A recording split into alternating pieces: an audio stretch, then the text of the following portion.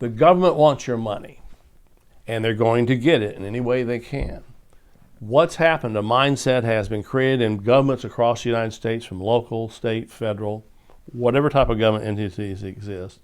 They exist for profit and to make money. How they make money, government officials, however, is through taxes, fines, prison sentences, whatever they can to derive income. We've seen it everywhere. For now, the dangerous concept of prisons for profit, where people actually are put into prisons and states make money off of imprisoning people.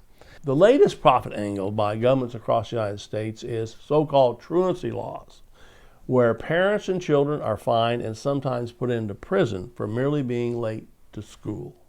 Disguised as well-meaning attempts to resolve attendance issues in schools, these truancy laws are nothing less than stealth maneuvers aimed at enriching school districts and court systems alike through excessive fines and jail sentences. While the ones being singled out for punishment, which means middle class to low-income families, are the very ones who can least afford it. Under this increasingly popular system of truancy enforcement, instead of giving students detention or some other in-school punishment for so-called unauthorized absences, schools are now opting to fine parents and force them or their kids to serve jail times. For example, California students are ticketed for missing or being late to school. One ticket for tardiness can cost a family up to $250. Tardiness is a particular problem in Los Angeles, where the city's poor transit infrastructure and overcrowded buses often leave student passengers stranded at bus stops. According to the LA Bus Riders Union, 12,000 students received tickets for truancy in Los Angeles in 2008. Of those students, about 80% received tickets simply for being late to school. In order to avoid the $250 ticket, some parents from low-income households go so far as to keep their children home from school if there is any chance they'll be late. Truancy's always been a problem. Kids have always been late to school. I was late to school sometimes. And when I was late too often, I got detention hall. Too often, probably. My parents pointed that out. But the problem is that what the courts have and the states have found out is if they pass stricter laws where if you're 5 minutes late, you get a $250 fine, they make a lot of money.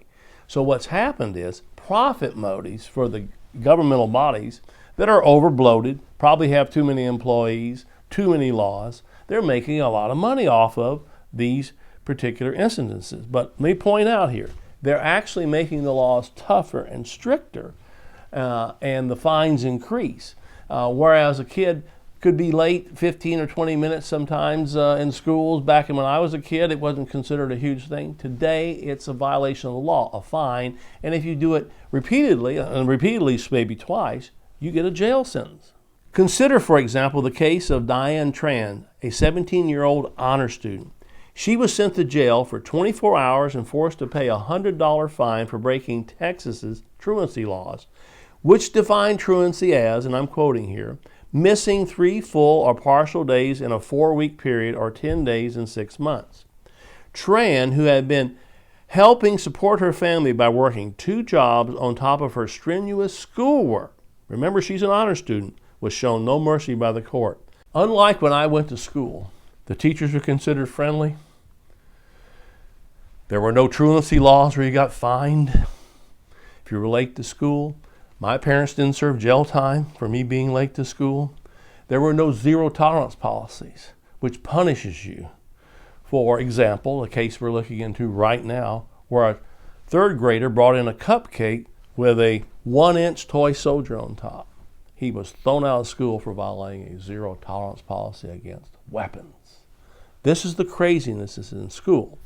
My greatest fear is with jailing kids, jailing parents, throwing kids out of school for crazy things like a toy soldier on a cupcake.